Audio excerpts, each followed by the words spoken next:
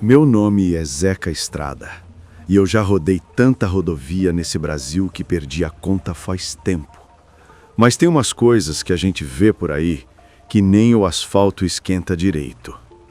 E essa história que vou te contar aconteceu lá para as bandas de Cáceres, no Mato Grosso, quando eu parei na cidade para descarregar uns fardos de ração e acabei cruzando com um caso que até hoje me arrepia, mesmo depois de tanto tempo estradeiro na vida. Eu tinha chegado num fim de tarde, aquele calor seco que racha o beiço, e resolvi jantar num bar conhecido dos motoristas. Lugar simples, povo tranquilo, comida boa, só que naquela noite nada estava normal. Assim que empurrei a porta, senti o silêncio. Sabe aquele silêncio pesado que parece que está todo mundo esperando alguma coisa ruim acontecer? Pois é, os clientes estavam todos encostados nos cantos olhando para o meio do salão. E ali estava um sujeito alto, magro, parado feito um poste. Roupa comum, só que os olhos, meu Deus do céu, eu nunca vi nada igual. O olho inteiro era preto, sem branco nenhum, parecia duas pedras de carvão. Ele não falava, não se mexia, só observava tudo. Do lado tinha o dono do bar, um português forte, sangrando pelo nariz. Ele murmurou que o sujeito tinha chegado sem dizer nada e começado a quebrar cadeira, garrafa, tudo, sem tocar em ninguém. Pouco depois, chegaram 2 policiais locais. Gente boa, acostumada com briga de bar. Mas quando eles mandaram o sujeito colocar as mãos na cabeça, ele virou o rosto devagar e fitou os 2. Um deles se irritou e partiu para cima. O homem dos olhos pretos só ergueu a mão. O policial, que devia ter quase 2 metros, voou como se fosse um boneco, batendo numa mesa. Na hora eu senti o estômago embrulhar. Aquilo não era força normal. Os policiais sacaram as armas, mandaram ele deitar e o homem obedeceu com a mesma calma que dava desespero. Levaram ele para a delegacia e eu, curioso e besta, fui junto, porque motorista de estrada, quando vê coisa estranha, quer entender o que viu. Lá dentro o clima ficou ainda mais esquisito. O sujeito não falava nada, não tinha documento, não tinha digital registrada no sistema. Parecia um fantasma. Colocaram ele numa cela antiga, daquelas de porta pesada de aço. Ele entrou sem reclamar.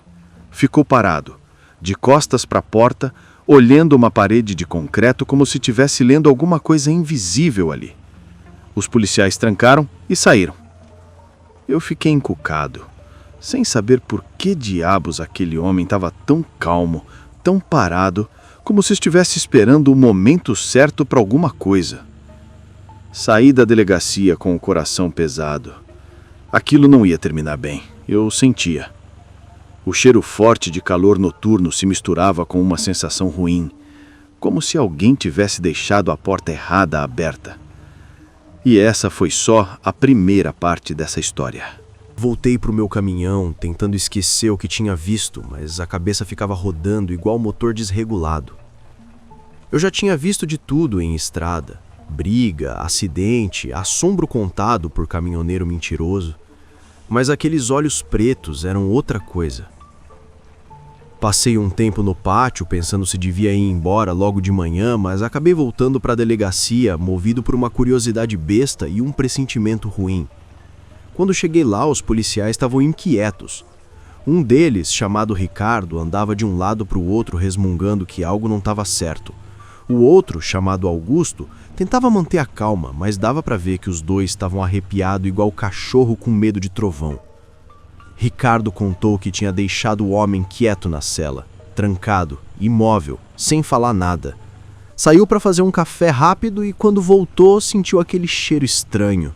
Um cheiro forte, químico, parecido com fósforo queimado. O odor vinha do corredor das celas e ficava cada vez mais forte. Eles se aproximaram devagar, com o coração batendo no pescoço. A porta estava fechada do mesmo jeito que tinha sido deixada, trancada. Só que quando olharam pelas grades, a cela estava vazia. Eu vi o desespero nos olhos deles. Não tinha janela, buraco, nada. Era só concreto bruto e porta de aço. Eles abriram, entraram e o cheiro pareceu invadir tudo. forte demais. Na parede do fundo, a mesma que o sujeito encarava antes, havia um símbolo grande feito com fuligem preta, linhas que cruzavam, curvas estranhas, pontos que pareciam formar um desenho antigo. Eu olhei aquilo e senti a espinha gelar. Aquele símbolo parecia vivo, como se tivesse sido queimado na parede. Fomos para a sala das câmeras. Eles puxaram as imagens. Lá estava o registro. O homem entrando na cela, parado, a porta sendo trancada, depois o corredor vazio. 5 minutos passaram. Só depois apareceu a imagem de Ricardo voltando, gritando por ajuda. Nenhuma porta abriu, ninguém entrou, ninguém saiu. O homem simplesmente sumiu. Os policiais ficaram desnorteados, sem saber o que escrever. No relatório constou fuga inexplicável. Mas eu sabia, no fundo, que aquilo não era fuga. Era outra coisa. O símbolo ficou na parede. O cheiro demorou dias para sumir. E a sensação que pairava era de que algo tinha sido solto. Algo que não devia. Eu saí da delegacia sentindo o ar pesado. Era como se o dia tivesse perdido a cor.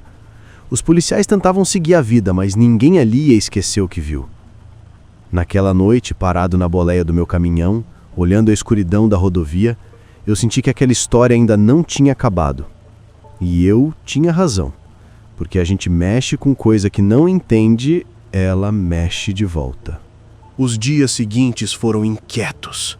Eu deveria estar na estrada, mas algo me segurava em Cáceres, como se a história ainda tivesse fios soltos me chamando. E quanto mais eu pensava, mais lembrava daqueles olhos pretos, sem vida e sem fundo. Eu tentava convencer a mim mesmo de que era só um maluco com alguma condição médica estranha, mas no fundo eu sabia que não era. A polícia, por mais que tentasse abafar o caso, ficou mexida. O boato começou a circular pela cidade. Uns diziam que o homem era um criminoso de outra região, outros falavam que era coisa de seita. Mas tinha quem jurasse que era algo pior. Eu resolvi voltar no bar onde tudo começou. O português, mesmo assustado, me contou que o sujeito entrou do nada, sem abrir a porta. Ele simplesmente estava lá quando os clientes perceberam. Não tinha barulho, nem corrente de vento, nem sombra vindo de canto nenhum. Ele só apareceu. O dono tremia enquanto contava. Disse que sentiu como se algo tivesse entrado na cabeça dele, apertando por dentro. Eu ouvi aquilo e tive certeza de que aquela noite tinha sido só um pedaço do problema. Enquanto conversávamos, apareceu uma senhora que morava na região havia muitos anos. Ela jurava que conhecia histórias parecidas, contadas por antigos moradores, sobre figuras silenciosas que vagavam pelas matas fechadas, aparecendo em momentos de confusão ou briga, sempre com olhos completamente pretos e calma perturbadora. A polícia nunca deu atenção às conversas dela, mas naquele momento tudo parecia fazer sentido. Ela disse uma frase que me arrepiou até a alma. Quando ele aparece, alguma porta se abriu. A partir daí, comecei a notar coisas estranhas pela cidade. Cães que uivavam do nada, casas que ficavam com cheiro de queimado por alguns segundos e depois voltavam ao normal, pessoas dizendo que viram alguém magro demais parado nas encruzilhadas durante a madrugada. Um motorista contou que viu um sujeito com olhos pretos caminhando no acostamento da rodovia, mesmo local onde um acidente terrível tinha acontecido dias antes. Quanto mais eu ouvia, mais lembrava do símbolo desenhado na parede da cela. Eu sabia que aquilo não podia ser coincidência. Fui até a delegacia tentar ver o símbolo de novo, mas os policiais tinham pintado a parede. Mesmo assim, eu juro que o cheiro ainda estava lá. Era fraco, mas estava. Enquanto observava o corredor das celas, senti uma sensação de presença atrás de mim. Me virei rápido, mas não tinha ninguém, só o ar quente da tarde. Foi então que percebi a verdade que me derrubou o chão. Aquele homem não tinha fugido. Ele tinha sido chamado por alguma coisa que está além da explicação. Ao deixar o lugar onde esteve preso, ele não saiu caminhando. Ele deixou de estar ali.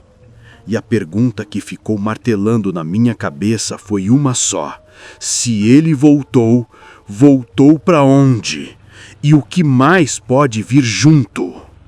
Eu fiquei mais 2 dias em Cáceres, movido pela sensação de que ainda faltava entender alguma peça desse quebra-cabeça sombrio. Até que, numa madrugada abafada, enquanto descansava dentro do caminhão estacionado no posto, senti de novo aquele cheiro fraco de fósforo queimado. Quando abri os olhos, vi pela janela uma figura magra parada perto da bomba de combustível. Não se mexia, só observava o pátio. Meus pelos todos se arrepiaram. Era ele, o mesmo corpo magro, a mesma postura calma demais. Os olhos, negros como breu, refletiam a luz fraca do posto. Mas tinha uma diferença. Agora ele parecia prestar atenção em mim.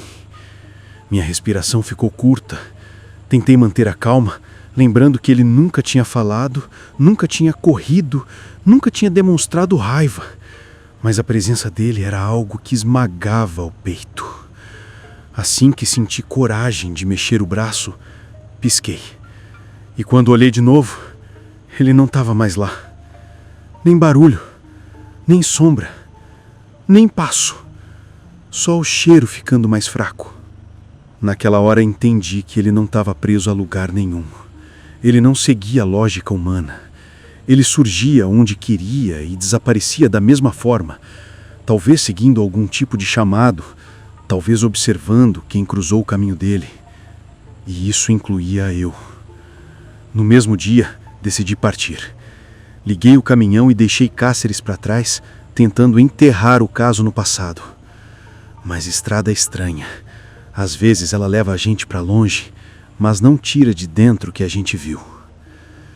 Desde aquele episódio, em certas noites silenciosas, quando estou parado num pátio vazio ou atravessando uma rodovia deserta, sinto um cheiro leve de enxofre. Olho no retrovisor e, por um segundo rápido demais para ter certeza, parece que vejo 2 olhos completamente pretos observando lá do fundo da cabine. Não digo isso para te assustar, mas para te fazer pensar. Tem coisa nesse mundo que não cabe em relatório de polícia, não cabe em explicação lógica, não cabe nem na nossa coragem. E às vezes a gente libera sem querer algo que não entende. Se você já sentiu que tem alguém parado no canto do seu quarto ou te olhando da beira da estrada, mesmo quando ninguém devia estar lá, talvez você tenha cruzado com o mesmo tipo de coisa. Se gostou dessa história, deixa seu comentário aí embaixo dizendo o que você acha que era aquele homem. Se quiser mais relatos meus, segue o canal para não perder nada. E aproveita para assistir o último roteiro que publiquei, que também traz um caso de arrepiar na beira da estrada. Uma história que talvez se conecte com essa, mais do que eu gostaria de admitir.